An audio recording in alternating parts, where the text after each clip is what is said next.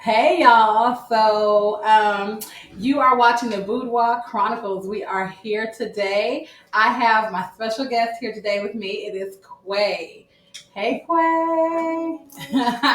Quay is here today. I know y'all saw me post someone else, but that didn't happen. But we'll do that later. Today, Quay answered the call, and I'm so appreciative that you did. We had her in the lineup, um, and she was going to come see us another time, but she is here today. I'm so happy to have you here. Thank you for coming. Thank you for having me. She's so beautiful, inside and out. I'm going to learn a lot about her today. And so hopefully you guys are tuning in to learn as well. Give us some questions. We're definitely wanting to hear from you guys. And I'm just going to start with giving a few just little announcements. So this is the Boudoir Chronicles. I'm the Boudoir Baddie. I'm here with Quay today. 8 p.m. Central Standard Time is on Mondays when we do our show.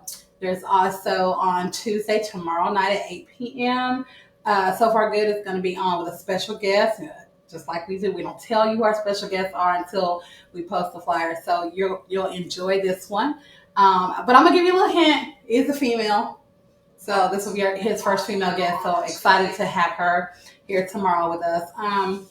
You can also catch the Us show at 8 p.m. every fourth Tuesday or the last Tuesday of every month. All right, so I'm ready to get in and start talking with Miss Quay. Miss Quay, tell us about yourself. How are you coming to us today? Thank you. Again, I'm Quay. Hi, guys. I am a Leo. I'm 36. Have two kids. I am from Florida. Florida is my home. I love it there. I miss the beach. But, however, I am solo poly. Was raised in a poly household when I was growing up. Oh. So, yeah. Okay. Oh, okay. So how was that? It was great.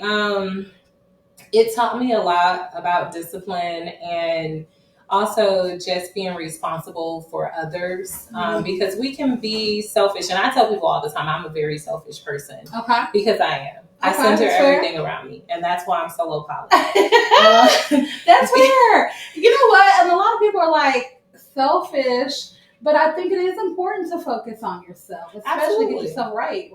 Yeah. To be right for someone else. Correct. And that's why that's why I practice being selfish in a non-toxic way.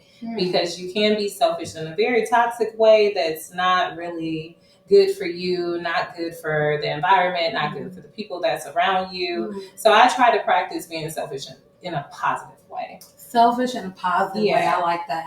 And, really what that looks like for me is I just prioritize me. Whatever it is that makes me happy, that is what I do. But when I do that, I also think about what I do and how it affects other people and how their actions, their reactions to my action will affect me. Because again, it comes back full circle. It's going to affect me as well. And if I respect myself and I'm selfish enough in that space, then I'll never have a problem with being positive with other people and watching them be happy and them flourish, because I focus so much on myself, and it also keeps me accountable.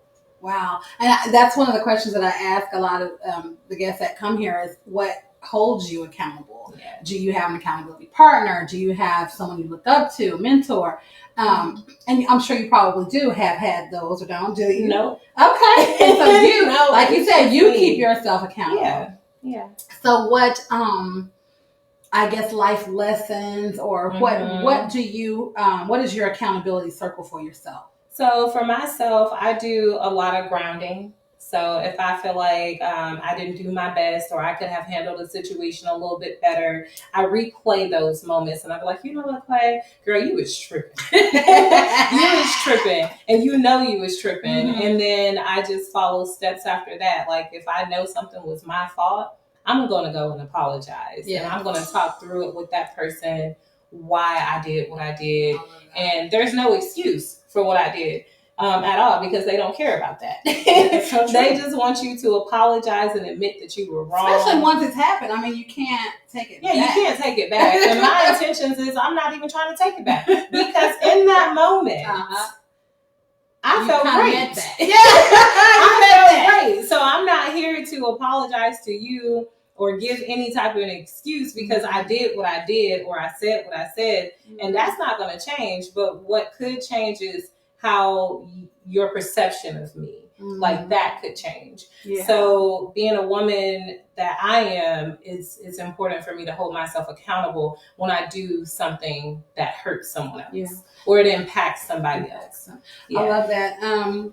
Because a lot of times I was going to ask you, because you're like that, what is your initial, I guess, how do people view you, especially women, other women at first? Yeah. So, so I would say, like, I'm an approachable person. I would say that. Some people are like, well, we don't know if we can approach you. Like, you just I'm standoffish sometimes. And I'm like, I'm not standoffish. I promise you. I'm just an observer. And so most women don't approach. Most men don't approach. But when I get comfortable, I'll go and I'll approach them, or I'll say something or something like that. But that's what I get all the time. But I get people that just kind of, surround themselves, with me. And I just feel like, I'm just here. Yeah. I don't have a lot of friends or anything like that. The friends that I do have, I just picked up along the way. It was just, they were there, we were talking, and I'm just like, you want my number? Yeah, you do. Take my number. We can finish this conversation. Matter of fact, let's go out and go eat and finish this. That's kind of like the segue to a lot of friendships or people that you just want to hang around every now and then. It's like dinner, a meal, a drink, or whatever. It's kind of how you get into it with people. So in a room full of people, who is Koi? In a room full of people, in a room full of people, I would say that I am the quiet, loud Quay. Okay. Like, I'm very quiet, but I'm also very loud because I am vocal. And then I'm always respectful of people and their spaces and all of that, their homes, their businesses, anything. So I would say that I am the quiet, loud, kinky, quiet. Yeah. I like that. The loud, quiet one. Yeah. I'm going to give you that, what do you think? Is that a mantra? Is that listen, I don't know, but that's what I am. I be quiet. But when I do get comfortable, when I warm up to people, I'm a social butterfly. But I also suffer from social anxiety. A lot of people don't know that. Okay. But I do. I suffer from social anxiety. Is that in like big crowds, or is that even like in a crowd like here, like small and quaint? It's in big crowds. Like if it's more than 15, 20 people, I'll just find me a little corner and I'll just sit back. But you're still vibing, right? I'm still vibing. I'm still enjoying everything, but I am a people watcher. Yeah. And part of that is because I'm always by myself. And I have a lot of siblings, and I don't even talk to them every day. We're up in a group chat. They've been texting me all day, and I ain't responded to them at all. How they know you're okay? Oh, they check my location. Okay. My brother checks my location 50,000 times in a week. So how many is it of y'all? Ooh. There is a total of 34, 35, something like that. Kids? Siblings? Yes. Wow. So talk about that. I thought I had a lot. No, so most of them came from my biological dad because some people know I was adopted. I spent some time in foster care and I was adopted. I went and stayed with my biological family for some years. Really didn't like it there. Didn't fit in. I just didn't fit in with them. So I was always quiet. But when I got adopted, that family is totally different from my biological family. But my biological dad had a total of 24 kids. Okay. And 24 biological children. These are his children, y'all. I kid y'all not. I am number 13, and there's only 9 girls. Wow. So the rest of them are my brothers. Protectors? One of them. Okay. The rest of them, I don't talk to those people. I'm not even gonna hold you. I don't talk to them. My little sister, after our dad passed away, I kept in touch with her because she was a minor, and I can't hold her accountable for things that her mother said to me after she met me. True. True. And it didn't even hurt my feelings, but my daddy did, because how are you not going to take up for me? But you know what? It's all right. It's all right. That's what I told him. I'll never talk to you again. Okay, and I be standing on that too. I didn't talk to that man, not at all. Not even into the day that he died. That's when I talked to him. I was just like, well. In the casket. In the casket. So he had 24 children. I'm 13, 9 girls. The rest are all boys. Oh, wow. And then my biological mom, she had 5, 3 girls. I'm the baby, 2 boys. I only talked to one sister on that side and one brother on that side, because we wasn't raised together except for me and my older sister. Yeah. And then it's similar to my experience. I didn't mean to cut you off there. Where I have a lot of family members, siblings, but don't really know them type thing, because Papa was a Rolling Stone. He might even jump on here a little bit later with his might be my daddy cousin. Okay. But you're from Florida, though. What part of Florida? Jacksonville. Okay. I've lived Orlando, Tampa, Clearwater, St. Augustine. Yeah. To be so young, you've done some of it. But you did say that you were adopted. Yes. So you had foster homes along the way. Well, I only had one. Foster home. It was not the best experience. It wasn't. And then I went with my mom's biological family. Okay. And that wasn't the best experience either. Yeah. But those experiences, it taught me a lot about myself as I grew. And then it also taught me how to deal with other people based off of my experiences. Like, do I want somebody to be made to feel the way that I felt when I was a kid? Like, it's a horrible feeling. So I try to treat people with the same respect that I would want to receive. I was going to say that it rounds out or kind of makes you the person that you are now. Oh, yeah, absolutely. If the experience doesn't, like we talked about a little bit before the show, if the experience doesn't kill you, hurt you, it can round you out and ground you out. Right? Yeah. And that's what it did with me. And then my adopted side of the family, there's 5 of us. I'm the oldest. Well, there's 6 of us, but I don't claim that one. I ain't claiming y'all. I ain't claiming that one. But if I have to include her, I'm the second to the oldest. Okay. But I'm the oldest. Okay, but you're the oldest. I'm the oldest. Oldest and the wisest. Yeah. I'm here talking with Quay today. So happy that she's here. Waiting for some more of you guys to pop on. I know how y'all like to get in and kind of check us out and then pop back in a little bit later. So, but I definitely want you to ask us some questions and kind of give us some feedback back and forth.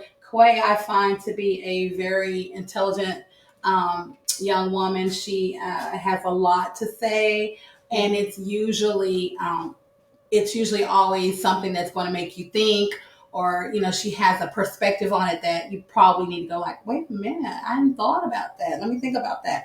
And so she answered the call today to be here, and I just appreciate her coming. Quay, tell us about how you got into LS. Oh, okay. So again, I was raised in a poly household. The sexual side of that was never discussed. I got married, and I enjoy sex, y'all. And y'all know this by now. I enjoy sex. Like, I love eating. Okay. And tell us what you like then. With him, I'm not going to say like sex was boring with him, but it was just boring. And I like a very particular type of respectful sex. Okay. And he just wasn't it. So disrespectful, respectful. Yeah, all at the same time. So what does that look like? I do like levels of, like, I have a praise kink, but when you praise me, put like dirty slut in front of it. Okay. You what know, about bitch? Can a man tell you like bitch during a sexual act? Absolutely. I'm gonna be whatever it is that you want me to be in that moment, because you're enjoying yourself, and I love that for both of us. Okay. Yeah, I love that happened to me before. I us. didn't quite know how to take that. That was the first time I'm like, bitch, wait a minute. Mm-hmm. And so a little bit turned me off the first time. Don't let it turn you off, girl. Just keep going. I'm so because I'm the type of like, am I your little bitch? And if you say yeah, I'm like, oh man, I'm just gonna melt. That does it for you. I'm just gonna melt. So yeah. So yeah, you do like the okay. So now you said poly. You came from a poly household. Can you explain that a little bit? Yeah. So my adopted side of the family, my mom and my dad were both poly. My dad had a girlfriend. My mom had a boyfriend. They lived kind of roommate style too, y'all. Mm-hmm. It was like the weirdest thing. But I find myself, as I'm getting older and I've been married and divorced and lived on my own and stuff like that, if I was to ever get remarried, I would want to live just like they did. Okay. Separate bedrooms on the other side of the house. Don't come up in my space unless we're ready to have sex. So everybody had their own bedroom. Yes. Okay. So, but my mom's boyfriend, he was very active. My dad's girlfriend, she was active. It just taught me that you could love multiple people at one time. And the way that you love them, it's always a bit different. Like, you won't love everybody the same way. Mm-hmm. Not even your children. You won't even love them the same way, because my mama was god awful to one of my sisters. Mm-hmm. I mean, god awful.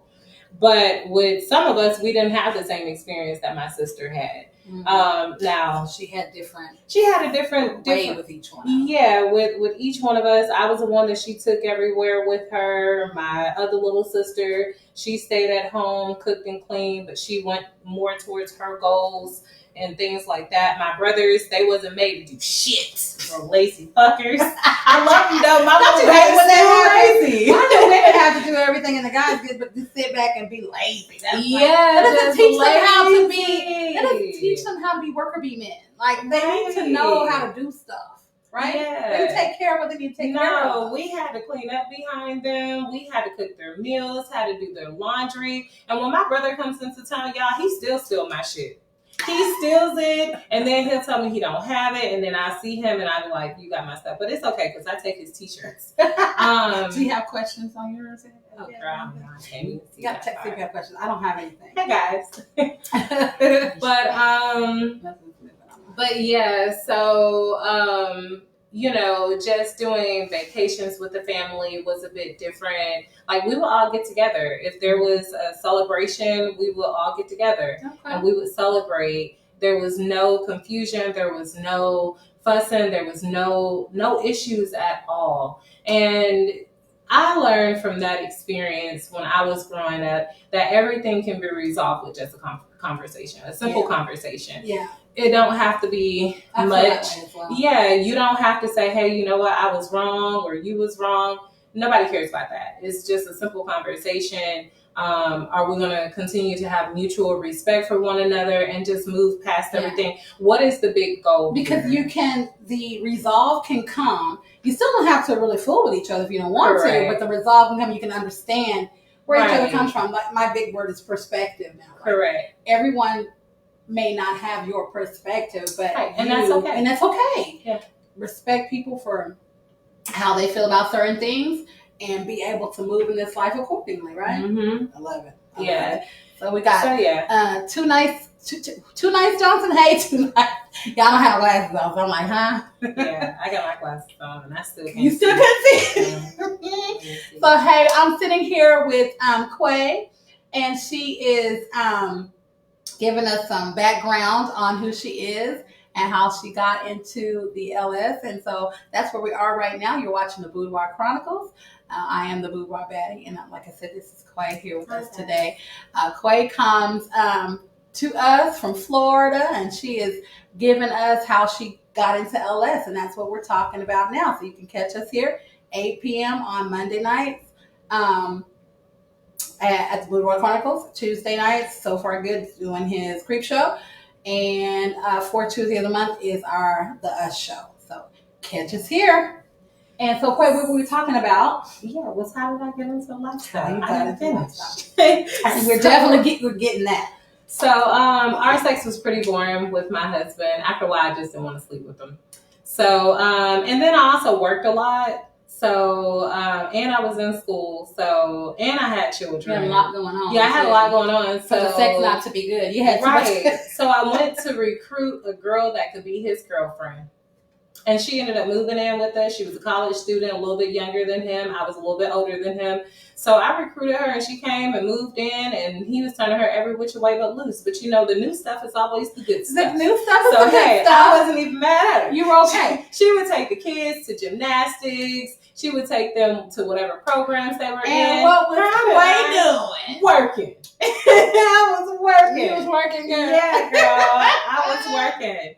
And So after that, we ended up having a couple of our partners, just a couple other couples that we would deal with, and it was great. And then, but it wasn't too far from what I seen when I was growing up outside of the sexual aspect. So It wasn't uncommon. And again, I've been a very sexual person since I was young. So not too young, but I used to watch porn when I was like 12, but okay. Anyway, so there was that. And then after my divorce, shortly after my divorce, I met this guy named Christoph. He was into kink. Hey, Christoph.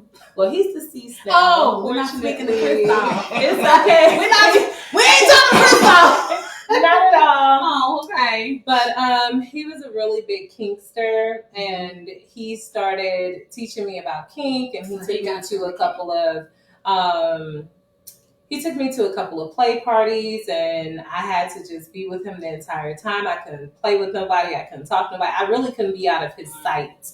And that went on for a few events, and then he finally turned me loose a little bit, and he would ask me questions and stuff. And the first time he saw me play, he was like, "I'm so fucking proud of you." So how long before he turned you loose? Because at first I thought maybe he was being jealous and all that, but it looks like he was making sure you were going to be good once he let you go. Absolutely, which is something I wish that we did today. Kind of vetting. Yeah, because that's exactly how I was brought into it.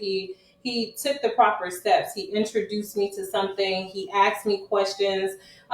He encouraged me. He made sure that I was safe. He kept a covering over me. And when he felt like I was, secure enough with myself mentally and emotionally, then he was just like, okay, tonight you can just go wander off, but don't play with nobody. And that was probably after my third time going to an event with him.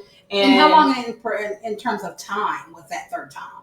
So it was over maybe about 3 or 4 months span. Okay, not very, very long. But not very long. But not, so y'all very active with party going and things like that? Yeah, well, he was very active. I only went with him like once a month. Okay. Other than that, we just did things at his house. And were you okay with that? Were you fine with that? Absolutely, because what I did confirmed with myself, because I already knew I love to watch people. So when I would go to the events with him, I'd be like, oh man, I love how she getting her back broken. Oh man, that dick's so deep down her throat. Oh my gosh, this is amazing. And that would turn you on. Man, I'm trying to tell you, I love seeing a girl that can get some good head, especially if it's going all down her chest and stuff. I'm like, so you like that old that sloppy. Yeah, I like watching it, especially the ones that have no back of the throat. Like the whole back is missing. I love that. The bottom has fallen. It's gone. It's gone. You're not touching tonsils. You're not touching anything but straight throat. Okay. I love that for them. See, so this is another reason why I was wanting Quay on the show, because she's like no inhibition. She's going to tell you exactly, what she likes and how it is. And she's active in the LS, and she's more active than I have, been introduced to. So a lot of these shows are teaching me, and I'm learning things. Of course, I go to parties and I see, but more so I do a lot of, just watching and looking, and until I feel totally ready and comfortable and confident. So, but like I love all the people. I love watching. I love going and just checking out everything. So to have you here, really giving it to me raw and unfiltered on the Boudoir Chronicles is great. So thank you so much for this experience, and I'm so glad to have you. Okay, so what's going on with you right now? Like, what do you got going on? What's in the bag? What's in the bag? So, I'm a real big Kingster. Mostly everybody knows that. So I have a lot of private events that I'm planning. When I do things, they're very small, 15, 20 people at the most. I like those types. Yeah, because I like to get to know people, and I find larger events, it's hard for me to do that, and it just raises my social anxiety as well. So when I get an opportunity to handpick the people that come to things that I like, it makes me feel a little bit better. But yeah, so I like to do a lot of things in King. Like I just did my kidnapping thing on Friday. Shout out to my slaves and to the masters that helped me with that. It was so fun. You was great. Okay, was this part of the gangbang that we talked about?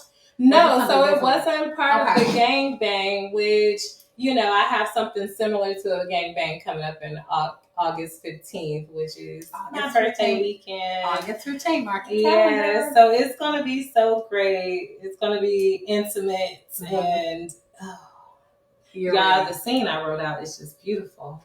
It's just beautiful. What do you mean? A lot of degradation, a lot of praise, a lot of fucking, a lot of toys. And the center of attention is me. Of course. Treat me bad. Treat me bad. Of course you're the center of attention. What are you talking about? Not only like is it your birthday week, right? Yeah. But you already told us that you like to be the center of attention. I love it. The selfish, what are we going to call you? The selfish lover. Yeah, I am very selfish.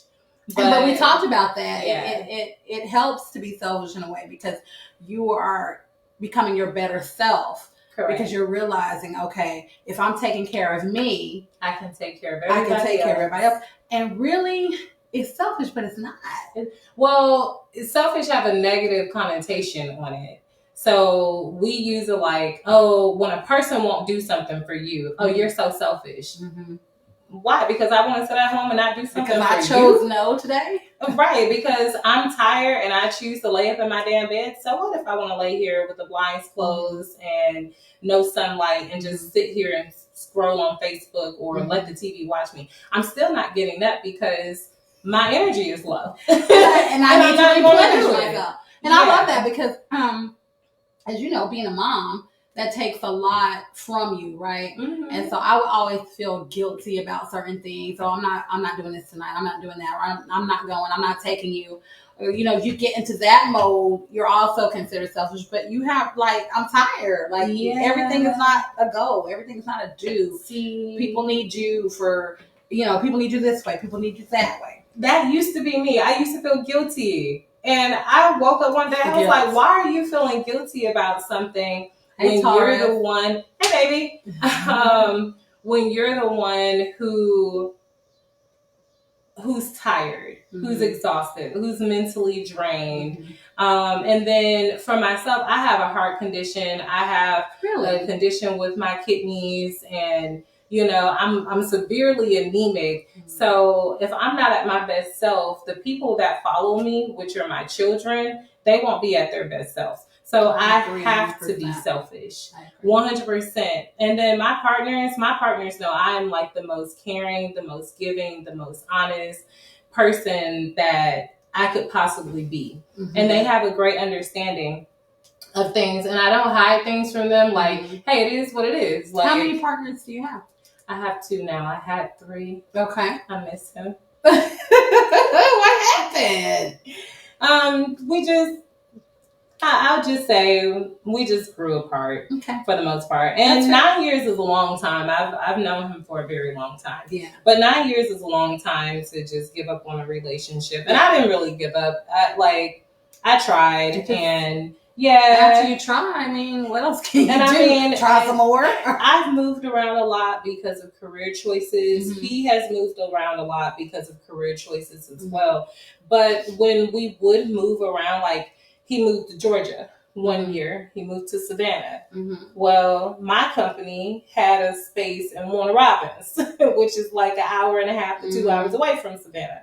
So I was like, cool, I'm going to move there. So I'll be selfish and I'm moving. Yeah, when his job moved him to Alabama, I was like, fuck, I'm going to Alabama too.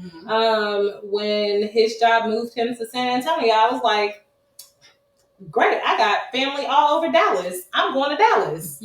So that's how it has been with us. So we've always had a great connection. He's always been my peace. He always speaks logic and just encouraging overall. And we're still friends because 9 years is a long time. It is. But I could never be intimate with him again because the trust was broken. He just lied to me.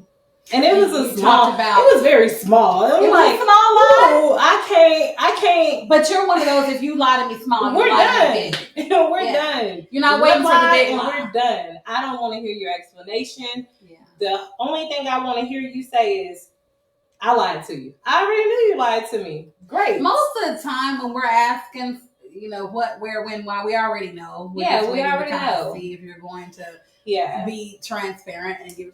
So if he had told you the truth about whatever it was, you'd have been okay. Oh, absolutely. He would more than likely be down here this weekend on his weekend off, and I'll probably be giving him head, and he can. Do you hear this, Mr. Sir? You know, you're right here on the Boudoir Chronicles. You see what you missed out on. So we would probably be doing that right now. He'll probably be fucking me to some Kevin Gates, head in the pillow and everything. Because you like it real. you like it disrespectful. Respectfully. Can we talk a little bit about your gangbang shenanigans? Oh yeah, I love gangbang. So I know I love gangbang. So this was an intimate, invite only type thing, right? Well, this other one wasn't it wasn't up in an intimate setting. It was actually in an event setting with other people. But I am really big on not kink shaming, which for me, I don't really care what people think about me. I don't go home with these people. They ain't paying my bills and they ain't licking my ass on a daily basis. So that's raw, right? She's for real up in here. So my whole thing is, if I'm gonna go to an event, especially an event that I paid money for, if I'm gonna go, I'm not going to just say, oh well, you know what? Tim over here looks really good. I'm gonna go pick him out of the bunch and go fuck him. No, because I'm not gonna be completely fulfilled. I'm gonna fuck Tim because I like how he looks. I'm gonna go fuck Jim because he makes great conversation. I'm gonna go over here and talk properly to his friend and see what he like, and we gonna fuck too. I'm not paying money to go to an event, and I'm not gonna be fulfilled just by fucking one person. I like group play. That is what I like. I can do one-on-ones all day. I can do that at your house. You can't come to mine. We can even go get a hotel. But I can do one-on-ones all the time. And although they are great, because I've had some wonderful one-on-ones. Lord Jesus. Y'all know what, DFW, y'all got some good dick here. I just want to let y'all know. DFW. Y'all have some good dick. Okay. I mean, good dick. Do you think so? I do think so. Okay. I do think so. And is that within the LS scene? It is within the LS scene. And then I have one play partner that is not LS, and he got good dick too. Lord Jesus, if it's not good dick, I can't talk to you no more. So what is good dick to you? Is it size? Is it motion of the ocean? It's not really the size, it's really the motion. And then outside of the motion, I am a handsy person, so I love for people to touch on me. Okay. I love for you to feel, grip, grab, choke, spank, all of those beautiful things there. I love all of that. And then I also love mental stimulation. If I find something interesting about you, I'm going to hold on to that because I'm like, oh man, this person is so smart. I'm a sapiosexual, so I love intelligent people. I think maybe that's what I am too. I love intelligent people. I can't. Sometimes I get the words don't come out that I want to say. They're up here. Yeah. And I don't know if I'm thinking too fast or whatever, but I love to talk to people that can, converse back in a way that's intellectual and get your mind stimulated, Right. So you're definitely that for me. So maybe I am sapiosexual. Maybe I'm learning that. Maybe. But it's the different type of connection that I have with people that makes the sexual experience a lot better, because I am a kinkster. And I don't think that a lot of people understand that I associate rewards for me after kink is sex. That is a reward for me. Okay. That is what I look forward to after a session or anything like that. That is what I look for. When I go to events and there's not a lot of kink, I don't feel like I'm at home. So that's very important for me. And again, because I don't care how people look at me or how they view me. You don't even have to like me. Right. I don't really care. I'm here to fuck. That's what you're here for. And when I say I'm here to fuck, I'm here to fuck. So again, if I want to gangbang, she's here for it. If I want to gangbang, I'm going to get my gangbang. It's just that simple. So you set one up, or was this already an event? So I had already told the host that I wanted to do it. And then I talked to one of my partners in crime and I told him that I wanted to do it. And then, So I saw today that you had a couple of issues and you did not mince words. You made sure that you brought those to light. Correct. And they were, I would say, valid points that you made. They were very valid. Because I enjoy gangbangs, and gangbangs for me is not a casual thing. For me, I do them to create a beautiful experience, not just for myself, but the other people that's involved, because I am very active during gangbangs. I'm not lazy. I'm not just going to lay on my back. I'm not just about to get on all fours. No, I take direction very well. I just need you to follow my lead as well. So you're in charge the whole time, or you? Yeah, so that is how it should be. Like anytime you indulge in a gangbang, the woman is the focus. Should be, right? Yeah, she should definitely be the focus. The only two real issues that I had was I needed water. And when I kept asking for it, it was just like, what? Girl, who needs water? You don't need no water. Bitch, I need water. I'm dying over here. We going in, it's almost 2.5 hours. If you don't get me no water, that's the problem. Get me some water. And it's not just for me. It's for everybody that's involved. Everybody needs water. I mean, but what kind? That's not even a big ask. It's not a big Can ask. I have some? Come on. Water.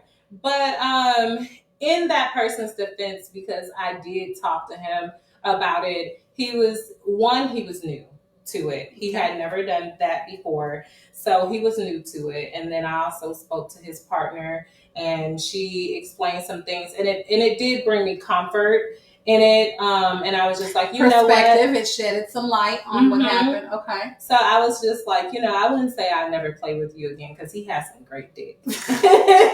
You did say that though. Your post was like, I ain't playing with you no more. I ain't playing. Don't ask me. Like, you done pissed me off. The other one was two of the participants. They just got their nut and they just up and left. One of them did reach out to me though, and he was just before or after the post. It was after. Of course. It was after. Because he didn't know. He thought he was great. He was great. He was great. But not that great, because you left me. That's the point I'm trying you to left make. me. But he... And I don't know who, so it's not that. He giving him names. He did reach out to me and he explained why he had to leave. And I'm just like, you know what? You're absolutely right. But going forward, when you're engaging in things like that, if you just have to go right then, you're in a moment. Unless an emergency pops off. Right. Well, I don't really care. But you probably wouldn't even know because why you have a phone or anything like that at that time. Right. So in his defense, he had to go. He was with his partner. His partner was ready to go. I respect that. But at the same time, I'm just like, well, you could have tapped me on my shoulder. You could have gave me a kiss on my forehead. You could have said, hey, deuces, this was a great time, girl, but I got to go. And I would have understood. But when I look up, you just gone. Yeah. I was and you handpicked these people. Yes. Right? So guys, you were handpicked. Yeah. That's a special accolade. You're handpicked and then you leave. And then the other one, he didn't reach out at all, and no need to, because I will definitely never play with him on a one-on-one. Like, sir, don't even talk to me, like at all. Like, don't talk to me, and I mean that, and I put that on everything in my life. Don't ever talk to me. And he knows who he is. He knows who he is, but don't ever talk to me because I take gangbangs very serious. Yeah, it's just like you're in the middle of an MFM or a FMF, right? And then one of the guys just get up and leave, or one of the girls just get up and leave, and now it's just a one-on-one. It's not the experience that you called for. Exactly. And then for me, gangbangs, I am not into trains, y'all. I have never been into trains. So when a participant up and leave, it made me feel like this was just a train and that they were only doing it for their enjoyment. So I felt disrespected. Right. That's what that was. I felt highly disrespected. So yeah, but it wasn't like that for at least one of them that I spoke to. He just happened to have to leave. But next time just tap your girl on the shoulder and say, hey, I gotta go. Yeah, and I'm okay with that. Here are your instructions. Now, going into the gangbang, did you give instruction? So did you expect everyone to know? The conversation was had with a particular person who gathered them up. Now, however he may have related to him or not, or whatever, may have taken, So it was an impromptu gangbang type thing. Well, it was planned out, but some of the people that I did initially want to do it with had already left for the evening. So 2 of them was impromptu. And how many were in this gangbang? It was 4. Gangbang. It was 4. Gangbang. And then 1 left, and then I called in a person that was watching, and I was like, hey, you still got your clothes on. Like, why you get in here? Why you still trying? Like, I know this one is missing. I'm like, I got a backfill. What you saying? And he was great. He had to go too. Mm-hmm.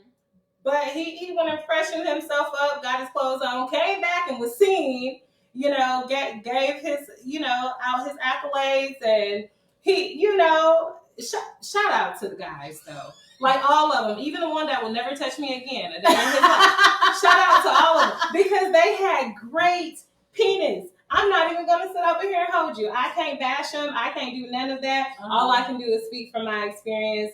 And it was still a wonderful and beautiful experience. Yeah. It was just that hiccup there. Mm-hmm. And the water thing, yes, it is a huge deal because of safety of it. You need it. Mm-hmm. But again, I understand as well. Yeah. So it's okay. I'm just going to do another one.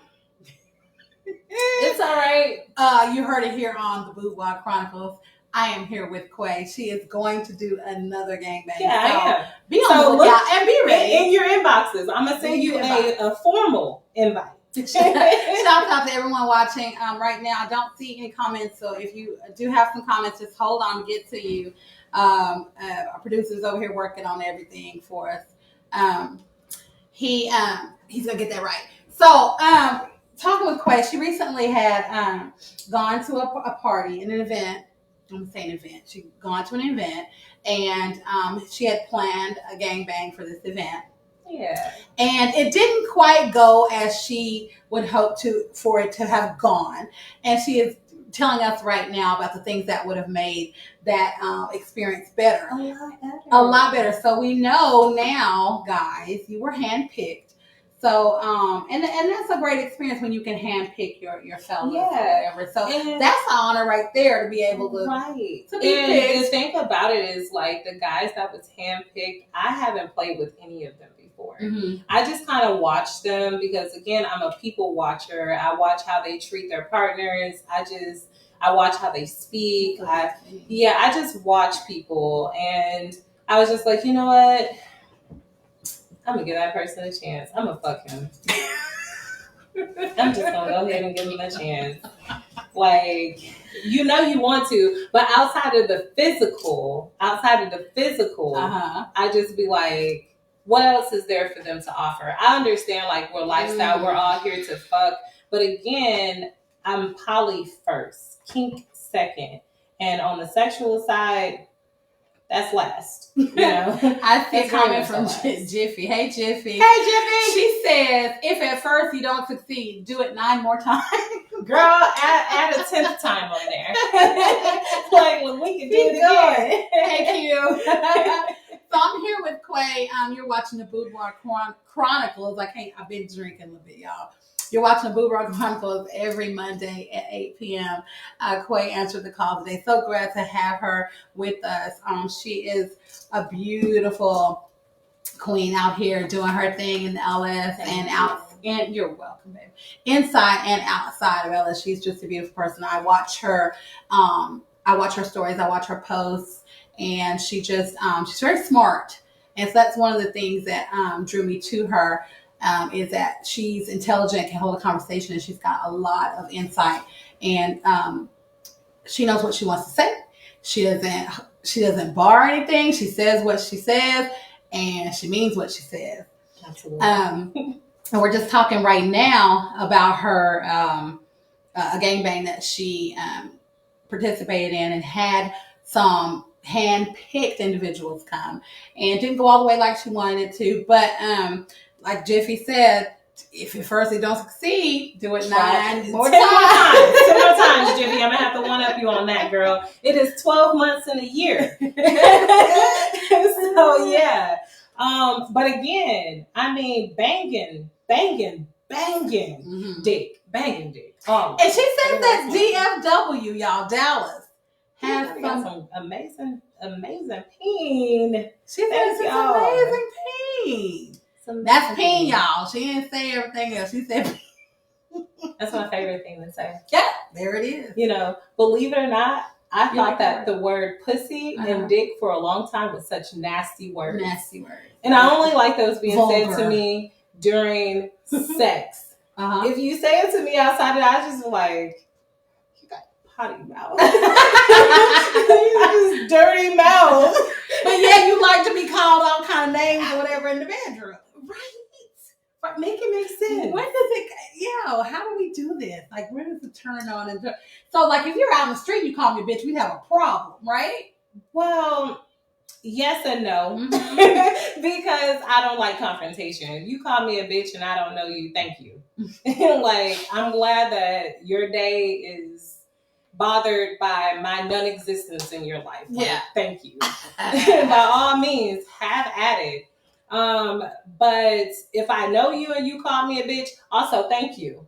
Like, because that may be how you feeling today, and I'm okay with that. So thank you too. But up in the bedroom, if someone calls me that, I'm just like, I'm gonna try it. Say it again. I'm gonna try it, see how I feel. Because like I said, the last time I was called, I was like, wait a minute. See, what you got to do is let them choke you with that one good arm, and then grab you by the small of your back and bring you forward to them. I'm gonna get choked. And then have them look you deep in your eyes and be like, you a nasty little bitch. You know that? Baby, just go and fuck me and stop playing. Okay. So I'm taking notes, y'all. You know I got my pen. We all learn something new. You a nasty little bitch. You know? Nasty little bitch. Like Clives or somebody talking to you. Yeah. Like, for real. Listen, but I do have it turned off though. Like, what is the turn off? So reality sets in. Reality. I'm still a mom. I have to get up and I go to work, and I have a household that I need to tend to. I'm very active with my kid. I'm very active with my inner circle that I have here as well. You know, I talk to them every day. So reality just sets in. Like, everything isn't, surround. So I don't surround myself with everything about fucking. Although fucking is great, but I still have other responsibilities. And I still can't say that word. I'm still that's how I was, what fucking torment. I don't know how. Girl, it sounds so good. Life. It's a good word. Like if you just say it, like it just rolls off your tongue. I'd be feeling like try it. Just try it. One time, try it. Fucking. There you go, girl. There you go. Yeah. It feels so dirty, y'all. My favorite thing to say to like one of my partners is come fuck me. Okay. Come fuck me. I can type that out real good. Yeah. I tell them real quick, baby, I need some peen and I need it in my spine and I need it today. Tara says, DFW, stand up. I know. Good dick. Jimmy says, you need water, a towel, girl, guy, next time. Yes. You need a person to give you a towel and water next time. Next time, I just want the people that's participating to make sure that those things are there. And when I ask you to hand it to they me, give it to me. Because they are the participants. The other people are just onlookers. It's not their responsibility. But thanks to your boo, Jiffy, for giving me that water. But however, it is the responsibility of the people that you are engaging with. Yeah. So I don't look for anybody else to give that to me, because just because we're having this gangbang doesn't mean that you can forget that I'm still a person. It doesn't mean that it's okay to be disrespectful, because it's not. So it's their responsibility to get that. Yeah. Because what I will do is be like, you know what, we're done. We're done. I don't give a damn if I've gotten my fix or not, and I can go for hours. Mm-hmm. I don't care. We're done. So you say you can go for hours. Like, what's the longest you've gone? I would say the longest I've gone was probably about 4.5 hours. And this is gangbang, like different people. Yeah. Wow. So what do you do to clean your spiritual, yourself, how do you take care of you? So I do a lot of baths. So when I need to cleanse myself from all of that, I'll do like a spiritual bath, rock salt. I definitely speak positive affirmations into myself. And my positive affirmations, because I love what I love, I be looking at myself up in the mirror, butt ass naked, to my girl, you did that shit. You better go do it again. Those are positive affirmations for me. I remember the first time I saw you. I saw you actively engaged in play, and it was the running with the bulls. That was the first time I actually saw it. I was like, oh, yeah, you did that. You did that. You're welcome. So, but yeah, so that's what I do. And then also, like, my mama is my diary. I call my mama about everything. I talked to her today about my gangbang experience. Mm-hmm. My mama was like, girl, I just lived through you. And she is so nonchalant. And not only is she that, she's very sarcastic too. Because she'll be like, ooh, girl, I love that for you. Ooh, bitch, that backhanded ass compliment. Don't do that. Love that for you. I love that for you. I'm like, no, you don't. No, you don't. Because you really want to call me a nasty slut, but you know that I won't take offense to that. You're like, thank you. Right. I'm like, I'm glad that you know. I'm glad that you know. I love my mama. Yes. So we talk about everything. Everything. Yeah. That's good to have that support, and especially in a parent. Yeah. It's very hard. Like, so my parents who raised me would never go for that. Like, even I talked to my mom the other day, and I was telling her about my podcast or whatever. She was like, well, what's it about? What are you talking about? And I'm like, Mom, it's just I just be talking. Yeah. Because I can't tell her like this. I can't even say the word fucking without feeling weird, right? Yes. So but I'm getting there. Like, I'm getting to a point where I'm living, my life. Yeah. And so as I do that, a lot of people have fell off. Yeah. Yeah. So, but I'm okay with that. Yeah. I'm okay with that. So having that support in your mom, I'm sure, is a breath of fresh air. My mom, my siblings, like it's funny talking to my brother. He don't let me go into details, but I won't go into details with him. Yeah. But I will text him like, bro. And he was like, what, bitch? And I'm just like, ooh, Mustafa. That's his name now. I'm like, ooh, let me tell you about this. I don't want to fucking hear you nasty ass tramp. Get off my phone. And I just like, ooh, so hostile. I'm just about to call my other little brother. It's okay. And he'll just hang up the phone on me. Yeah. I'm just like, I just want to share my experiences with y'all. My sisters, on the other hand, they're like, girl, tell me more. my mama be like, you just trifling. I love that for you. Mm-hmm. And she would still be sitting there with her little hookah. Mm-hmm. And she'd be like, but did you enjoy it? Hell yeah, girl. Because that's how I talk to my mama. Me and my mama talk just like this. Good. Yeah. That's good. And that's how I am with my dad. That's why I'm saying, and he's my biological dad, but he didn't raise me. Yeah. So I feel like I can tell him anything or whatever, and he's okay with it. Like he'd pop on and say some crazy stuff, and we had to kick him out or whatever. Yeah. But like he's the one that I can say whatever to, and never get any backlash or anything like that. And I like that. Yeah. With my parents, I had to be very prissy, you know. Yeah. That's kind of why I have the priss that I do have, I guess. Mm-hmm. But that other side of me is definitely my biological dad. Yeah. And as I'm getting older and learning that, you know, life is short and, you know, you only have so much time to really live it and be happy. I'm learning like the rest of y'all just kind of go to hell with it. Like, girl, we tell it. You know, my whole thing is I live every day. And if I'm not living today, that means I'm dead today. You know, that's what I say to myself every day. Can you say that again? If I'm not living today, then I'm dead today. Because one thing I am going to do is enjoy myself in my present moment. Yes. I don't have bad days. I don't have those things. For me, my day is always filled with joy. And I'm not saying that I don't get aggravated, because I do. Who wants to wake up at 4:00 in the morning just to be late for work by an hour every day, knowing that I got to be to work at 6:00, but I'm getting there at 7:30. So I'm agitated. But you still have a job. I'm still agitated. Hey, and Ty. Nikki says, I want some fucking. Nikki. You want some fucking too, girl? I should have read that first before. She gets Nikki high sign because you know you get that.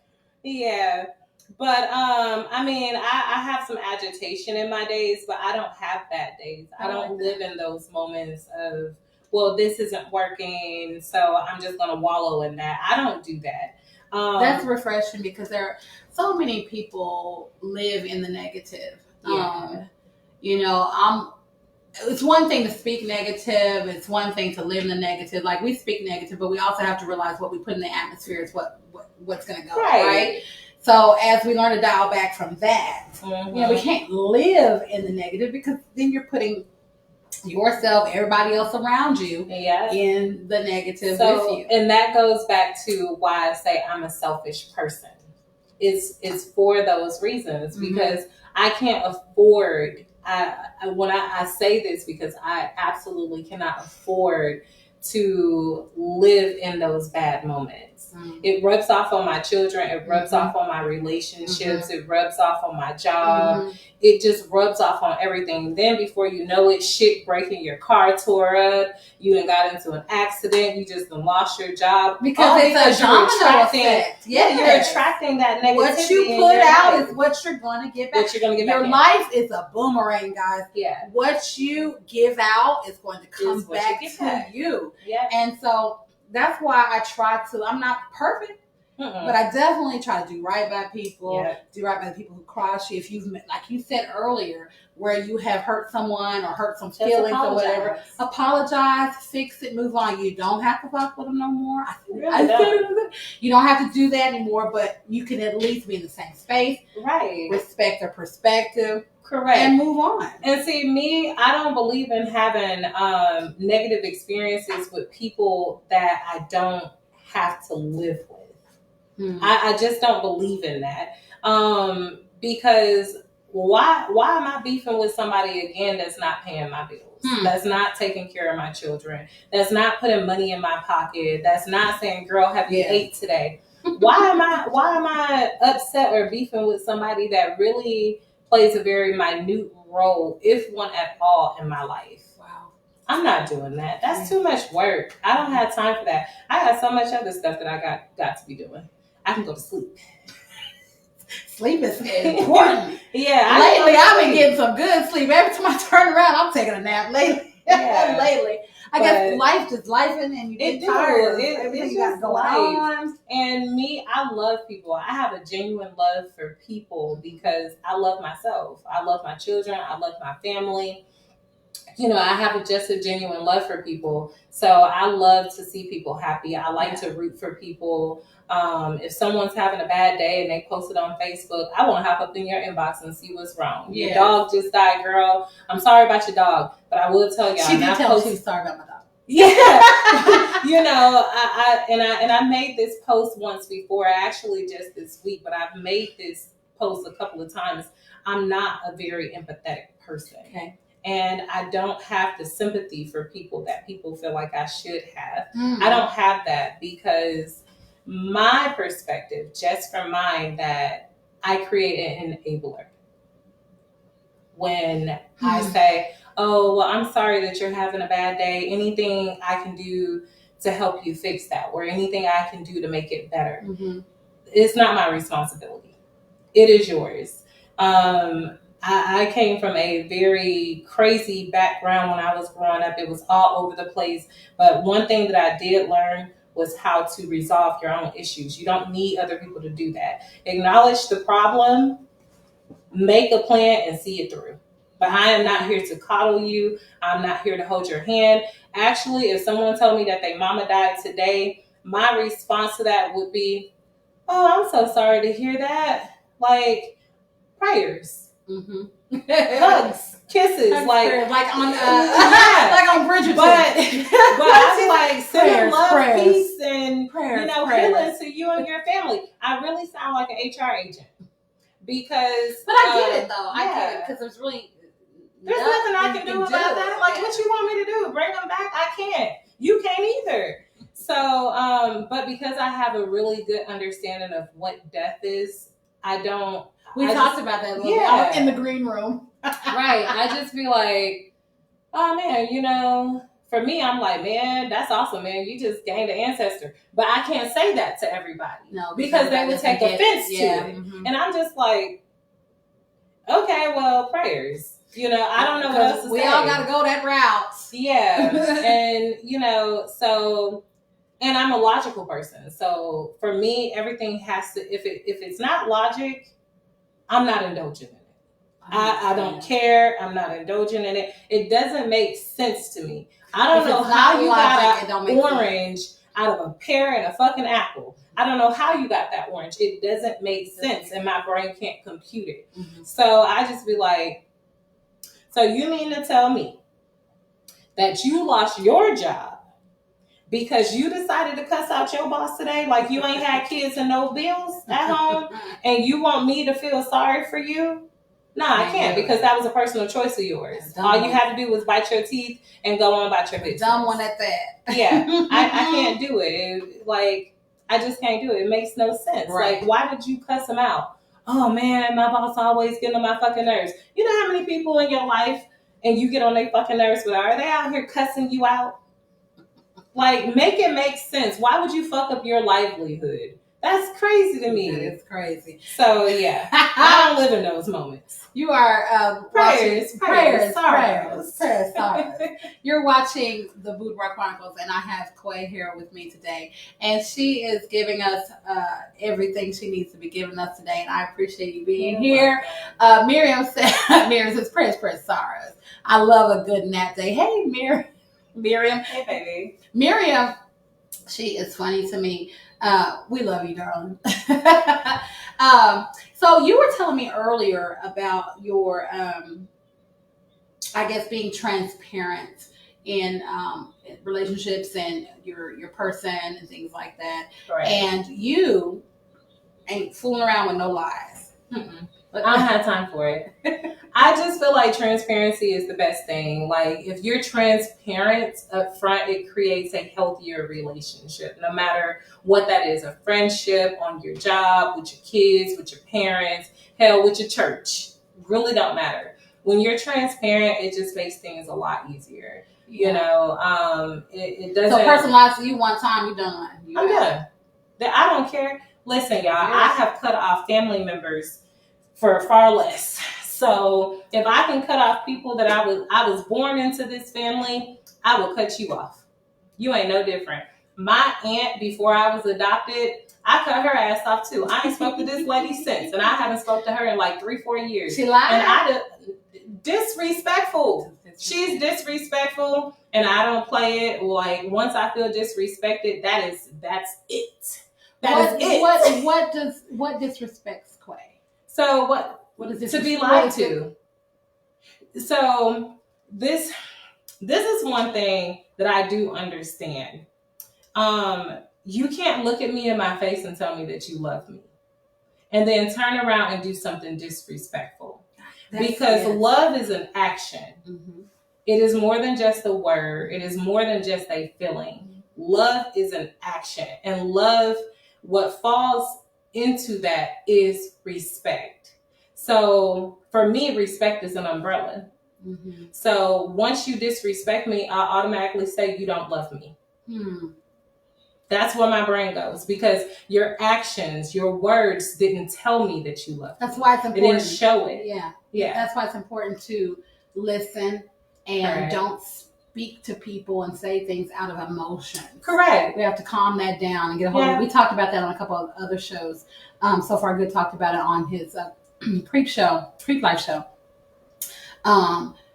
When he was on with the guys too, about just controlling those emotions, so that you don't put things out there that you can't take back, things out there that you really don't mean, because people tend to say a lot of things that they don't mean. Correct. Or they mean it, or they don't. You never hear it until they're upset. Correct. So that's what I can't stand. Why you just now I hear how you really feel. Right. Now that you're upset. See, my beef with my aunt and her beef with me, because I don't have no beef with her, baby. You just gone. But hers is because she's very entitled. She has an entitlement to everything. And ever since I was little, I'll tell her, girl, you're not hitting me, you're not touching me, and you definitely not talking to me crazy. And I've been like that since I was a kid, and that has never changed. Like, those are your boundaries. You're gonna have to chase me to whoop my ass. Like, dead serious. I done jumped out of windows on the second floor of the house. I did not care, but one thing for sure is you're not gonna hit me. I promise you that. I'm gonna hit you back. Yeah. And I'm talking about my aunt, my biological mom's baby sister. I do not care. If you hit me, I'm going to hit you back. Woo. And I've been like that my entire life. Yeah. So have you had many fights?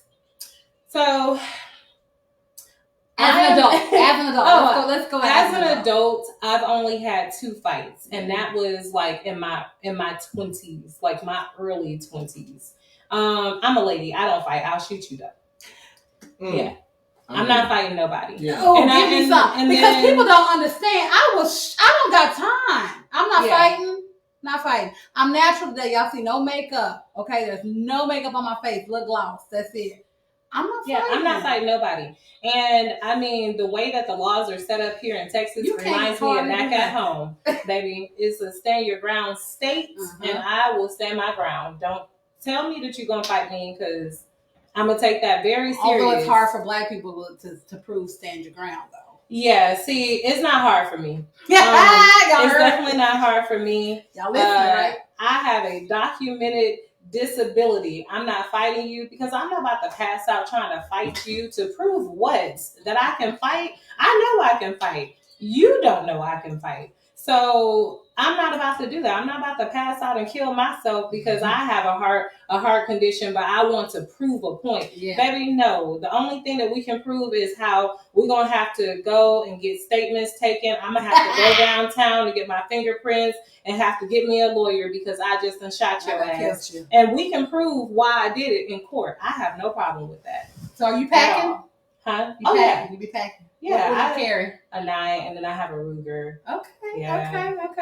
I had a Ruger. I gave that to my daughter because she needed one when she went off to school. And they're light. She went to Clark. They're light. It was a tiny little Ruger 32, but it hit like a 9. It was a 32. It was a Ruger 9. Yeah. But now I have a 9mm that I do carry.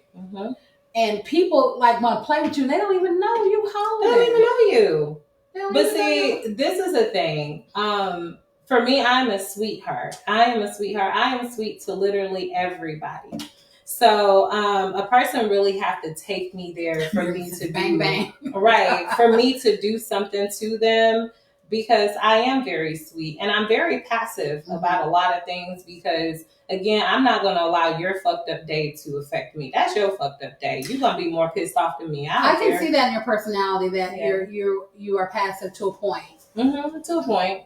Yeah. But you have to really that's a lady to me when you're passive to a point. Like ladies, and I'm not talking about women, girls, females. I'm not talking about females. I'm saying ladies.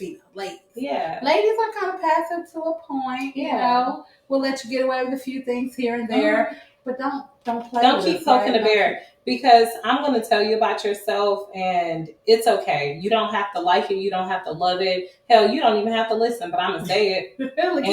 Lakita says, "Just call me, hey, Lakita. Just call me. I got y'all." Yeah, but I'm like the most non-controversial person that I know outside of my sister. She's glitter and rainbows, unicorns, oh my, just so sweet. And then it's me. Actually, when I was growing up, they used to call me the firecracker of the family, or the pit bull. Really? That's what they used to call me. And when I was a kid, I used to fight all the time, but they wasn't even my fights. I have a lot of siblings and a lot of cousins. So a lot of people didn't even know that we were some kin, because it was so many of us. Right. And I had my own little circle of people, which was 2 people. And then my brothers and my siblings had theirs, and we never mixed and mingled. And they used to always keep me in stuff. I used to skip school, go beat up my sister's friends. I could not stand my sister's friends. We gonna fight. I'm not going to school today because I'm gonna fight. Yeah, I'm about to go fight. Like my sister, she's 3 years older than me, and when she was up in high school, my school was right around the corner from where her bus dropped off at. And I skipped the last period of the day to go and meet my sister at the bus stop so I can help her beat up those girls. I didn't care. Bottom line, you can do whatever it is that you want to do to me, but when it comes down to my siblings, I don't play about them. Yeah. Older ones or siblings, the younger ones. And kids. That's it for me right there. Siblings and kids. And I'll fight you about your kids. I sure will. I'll tell you off about your own kids. I'll tell you off about how you treat the elderly. I'll tell you off about how you treat the disabled people. These are things that I do not play with. These are things you care about. Yeah, those are things that I 100% care about. Which I was going to ask you, but talking to you, I know like you care about those things. Yeah. Because those things are dear to your heart, like close in your circle. Oh yeah. Yeah. So those are meaningful things, especially with children with disabilities and all those things. I've seen you post on about stuff like that too. Yeah. So it's close to your heart. So you're on watching the Boudoir Chronicles. I'm here with Quay, and she is keeping it real with us today and just talking about a lot of things, relationships, LS, talking about transparency, what moves her, what doesn't. And we're having a good conversation. I appreciate y'all tuning in. Roya says, shoot you in the knee so you'll remember me every time you limp away. Listen, I did my ex-husband like that. That's why we ain't married no more. You shot him? Yes, I did. Oh my God. You shot him? He was throwing bricks at me. It was like 2-3 o'clock in the morning. He had just come in from the strip club. Y'all don't play. Wait, okay.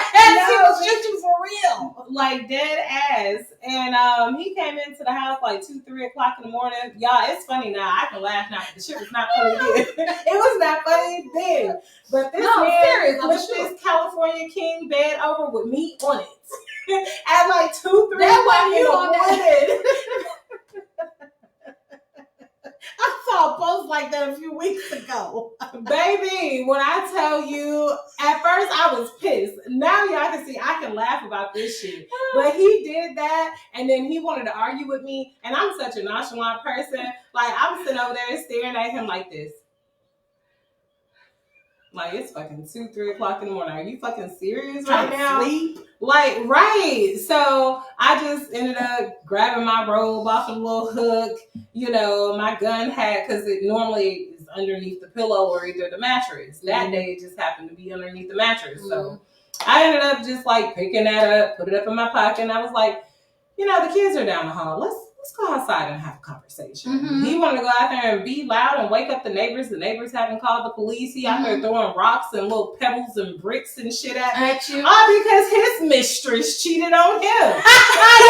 You having a badass day because your bitch cheated on you? Baby, bye. You know, I'm sitting over here like, well, what did the bitch do? Like, she sucked his dick too good, didn't she? You know? But I'm just sitting over there, and I gave him a warning shot, and I told him, I said, hey, if you throw one more... So you're outside, and you give a warning shot. Yeah, and if you throw one more, I'm going to shoot you. He threw one more, and I shot him. Because I don't play stuff like that. Where did you shoot him at? Right up in the ass, right here. And it was his fault, because he jumped and turned around. It was his fault. But he didn't think you were going to shoot him. No, he didn't. But see, this is the thing. The day that we got married, my brother got up and gave a toast. And he was like, let me tell you something. His name is King. He was like, let me tell you something, King. I'm going to tell you right now. Don't put your hands on my sister because she ain't going to call nobody.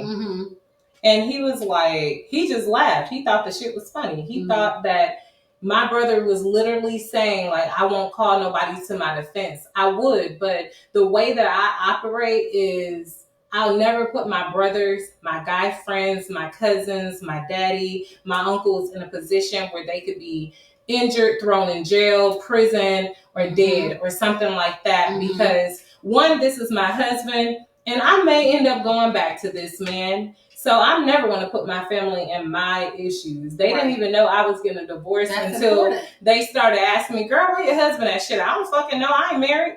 Like, I don't know where he at. Yeah. Shit. It's important not to keep it, put all them people in your relationship in the first place. So, I guess he just thought that my brother was just blowing smoke up his ass, just doing a general toast. But no.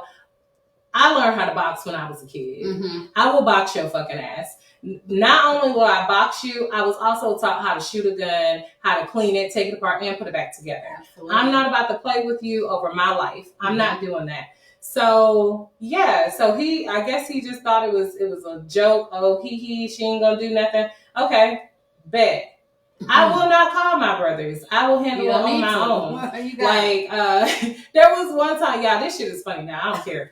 But there was one time that we got into it, and y'all, this man slapped my fucking glasses off in the lake. And listen, he slapped my glasses off in the lake. I said, okay, bad. Because we were in front of mixed company. Stop touching me. Why do people want to touch you? Leave me alone. Because what it is, like, I was a bit smaller than what I am now. And I guess he was just like, oh, I'm very passive about things. So I guess he just felt like, oh, well, I can do whatever. Nope, wrong person. I'm the wrong person. Men take that passive. Yeah. They take that for granted. But they really do. A lot of times it's being submissive and not, and passive and not, doing things to, again, poke the bear. Doing things to just try to calm the situation down, and that pisses them off worse. Like they want you to be toxic and aggressive with them a lot of times. And I'm not about to do with that. I'm not about to tussle with you, young man. But I got something better for you. So we were in front of mixed company, and my friend, she was like, "Oh, Q, hell no, I'm calling the police." I was like, Selena, don't get up in this. I'm all right. Help me find my glasses. We can find this out. Once I get them, I'm gonna be good. His ass is great, right? So Velma, I was like, so we couldn't find him because he slapped him in the fucking lake. So I went home. We just stayed right next to each other. I grabbed the other glasses, grabbed my computer, and finished doing my schoolwork. I was in the middle of a final, so I finished doing my schoolwork. So after that, I went home, I cleaned up the kitchen. I still turned on the shower for his ass. I sure did. I believe in being a good wife, but also a teaching one. I'm always teaching something. On the floor. Nah, girl, I did something better than that. While I'm up in the kitchen cooking, I took my cast iron pan and I put it on the stove and I let it turn red. And then when he got out the shower and he got into the bed, I went into the kitchen carrying that cast iron pan, and then I stood up in the door and I called his name, and he was like, "What, bitch?" I said, "Oh, so bitch, you still got an attitude." Okay. Oh, you still mad? You still mad? You hit me first. So I was just like, okay, cool, because I'll never do anything in front of this company again. I'm a lady. I'm not about to sit out there and disrespect myself in front of people. Why would I do that? Mm-hmm. So he was like, "What, bitch?" I was just like, okay, cool. He never turned around. So I walked over there to the side of his bed and I took that hot cast iron pan and I put it up to the side of his face, and then he slowly turned his head and he was like, "Girl, what the fuck you doing? You crazy." And I took it and I said, "If you ever hit me again, bitch, I will burn your fucking face off." And I just touched it and put it on his nose. Yeah. He still got a little sear mark on his Absolutely. It's a permanent birthmark. Sure did. He will never You better keep your hands to yourself dealing with me, because my granddaddy them taught me, either you gonna stay with them and fight with them, or either you gonna leave them and let him fight with his damn self. But if you stay with them, don't call us. And I lived by that. And that was the first time that he hit me and the last time. So the second time we had our altercation was when I had to shoot him and I ain't give him a chance to hit me. Baby, no, I ain't doing this. I ain't doing this. You heard it here on the Boudoir Chronicles. She will not play with you. No.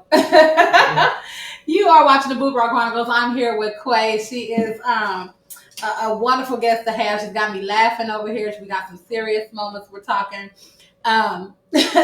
So far, I got to look up bitch slow potato salad. We do. I just saw that. And Ryan says the glasses are a huge no-no. Don't fucking touch them. Don't touch them. Yeah, like I think I was more mad about my glasses because they were brand new. Mm-hmm. And I know I paid like almost $400 for those glasses after insurance. So I'm sitting over like, bitch, you just lost my brand new glasses and I can't see. That was a stronger prescription and you're over here blinding a bitch. You know, I was so mad. I was like, but it's okay. I'm going to still maintain my composure because we have mixed company right now. So, yeah. Yeah. So. And that's good because you're always going to be a lady. I'm try to be a lady first. Mm-hmm. And if you keep on acting up, we're going to show you what it's about. Exactly. Exactly. So, yeah, that was pretty much it. You know, I can laugh at those things. Yeah, now you can. Now you can. Yeah. How long has it been since y'all been done? It's been about 10 years. Okay. So that trauma's behind. Oh, no, it wasn't trauma. So girl, I laugh at this shit.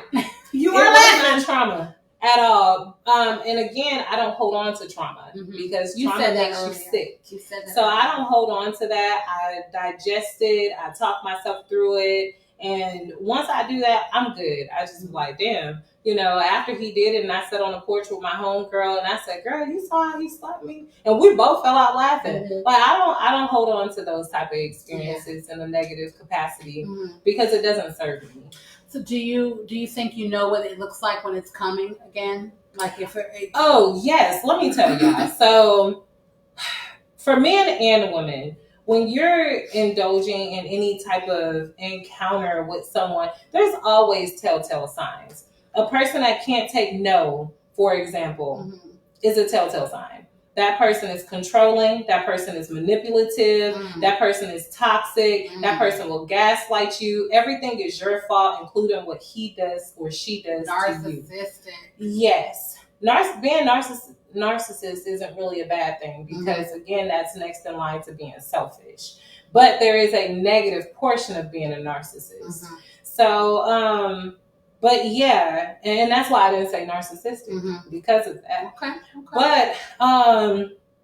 But yeah, when they can't take your advice on something or see your perspective, or when you're having a conversation and they take that conversation as an argument, that lets me know what your character is. You don't have a character. It's not a you're good not very one smart anyway. Either. Yeah, like you don't know how to communicate, and communication is a really big thing for me.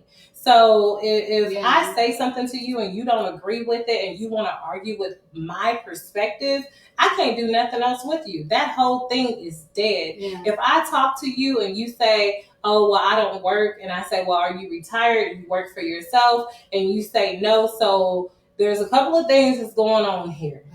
You a homosexual.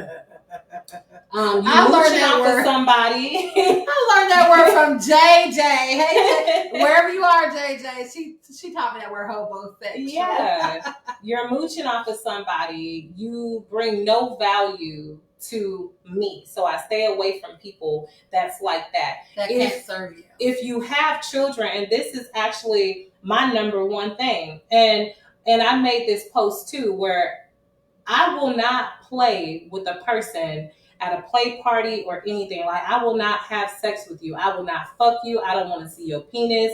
If I know that you have children and I know you don't take care of your kids, I'll never fuck with you. How is it that you can be all loyal inside of some pussy, but you can't even be loyal to something that you created that came out of some pussy? Like, you got me real fucked up right there. I'm not left my heel again. I mean, like, I'm just not doing it, because what you gonna do with me? You get me pregnant. The same way that you disrespect your kids is the same way that you're gonna disrespect me. And there is no way on God's green earth that you're gonna walk into my life and treat me better than something that you created. We got a problem. So I don't deal with those type of things. So once I see it, it's a wrap. I already see it. Amen. So I'm not dealing with it. You can see it coming. Oh yeah, and this is why I like to communicate with people. This is why I sit back and I watch people. Play parties are fun. I love play parties. But however, I sit back and I watch people, and a lot of people have seen me at play parties where I'll just walk around. I won't engage. I just walk around and I observe. Yeah. And there's specific things that I'm observing. Yeah. And I'm like,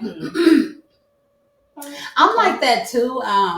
To a certain point, like, it's not that I know their background. It's like I'm watching and looking to, because everything doesn't attract me. Right. Everybody doesn't attract me. So, I've heard, well, you're not playing, well, you too good to play. Maybe. I'm sorry. This is some good coochie. I am too good. I'm sorry. I'm just not out there just giving to everybody like that. Yeah. That's not what I'm here for. Like, no. So I get that whole thing. Like, it's good coochie. It's preserved. Yeah. But, not even just that, just dealing with people overall. If a person that you're talking to don't care to know anything about you for real, that's also a red flag. Like, a person that don't have anything to lose is a red flag. And this is why I don't like to play with a lot of singles, like single men or single women. And I love ladies. Like, I think ladies are beautiful. Y'all taste good. You smell good. But I don't play with a lot of them. And I don't play with a lot of men either. But when I do, baby, your hand's selected for a reason.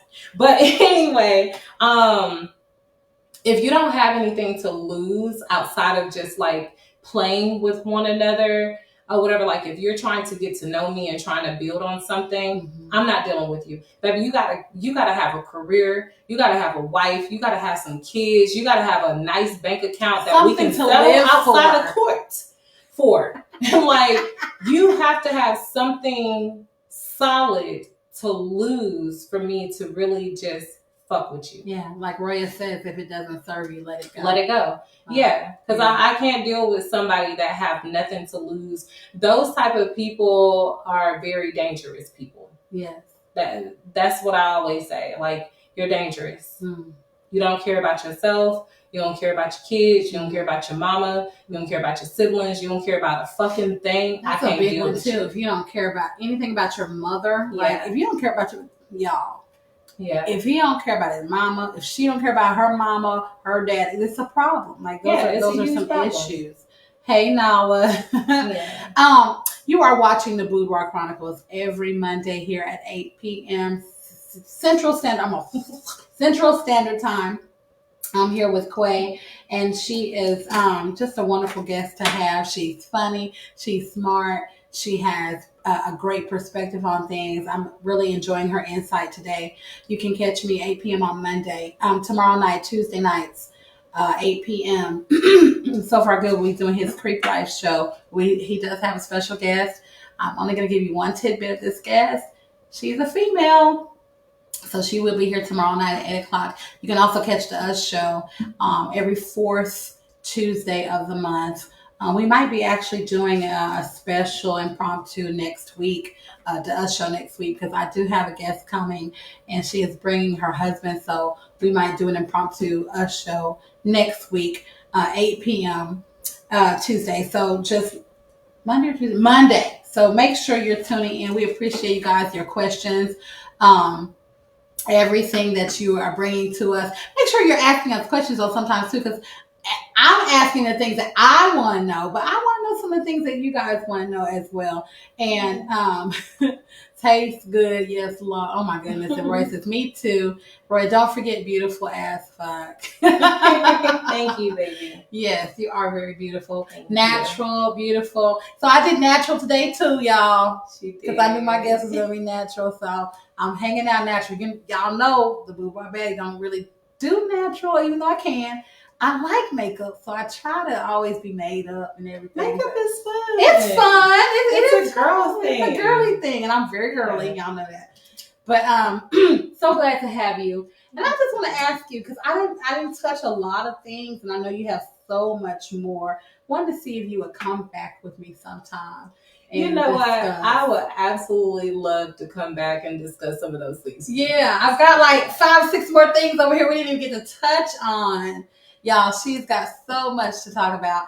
I love her perspective. I love how she's just not afraid to tell you how she feels and what it's going to be. And I like that, people that keep it real. Actually, Creep Life, keeping it real with each and every person. That's what that means.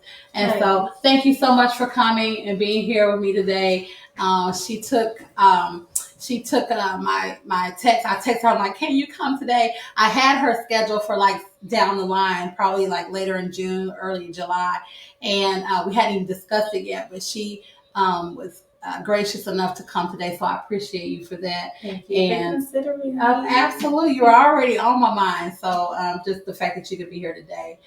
She's beautiful, she's smart, and she's got a lot going on. Give us some final words. Tell us what you got going on coming up, and just give the people a little tidbit of what you have. So again, guys, I'm a Kingster, so I am cultivating a safe space for people that's like me. For people that just, you want to get into kink, you don't know how to get into it, you don't know where you fit in, any of the ideas that you have, I always say, if you can think it, you can definitely do it. And just helping people with their experiences. I get hit up in my inbox all the time about, hey, I want to try this. What do you think? And I'm like, girl, boy, let me help you with that. Let me help you with that. I'm going to start getting your inbox. Yeah, because I like those things. And then also, I'm actually finished up my last couple of pages on my novel, which You're is going to be great. Yeah. Do you have a title yet? So I do not have a title yet, but it is such a good book. Shout out to Real Spill and DJ Dev. They do their Speaks and Rhythms every second Friday of the month. Okay. So last month I had the opportunity to go to one of those and actually do a poem based off of my book. Oh, I would love that. So, Speaks and Rhythms. Okay. Yeah. Okay. And it's really great. It's over at the People's Last Stand. Okay. The GM is one in our community. Okay. So yeah. Awesome. So Trey Reese and Morgan. Okay. So finishing that up. I also have a book of poems that I'm writing. And just working with a couple other people on a little different events. So yeah, that's awesome. That's awesome. Great. Yeah. That's awesome. So good to have you. I'm so glad you came. And she has agreed to come back. I don't ask everybody to come back, even though I love everybody. But some people, I can't finish. We have so much to talk about. They have so much to say. And so she has agreed to come back and see us, and we'd love to have you. so far good. And I will be heading to Vegas here in July. So again, we are going to take y'all on the road with us, and hopefully you guys will be able to join us. We do plan to have a couple events out there that will give you enough time to get your stuff together, to hopefully y'all can come out to that. We're definitely going to keep the shows going, even if we have to stream some of you guys in to talk. We're still going to be doing that. So we will always be here on our Mondays and Tuesdays. So again, here with Quay. Thank you for coming, beautiful woman. Thank you so much for being here. Thank you. Yay! So next, we'll see y'all tomorrow, and then we'll see y'all next week. Bye. Bye. Bye. Girl, I don't even know how to stop this.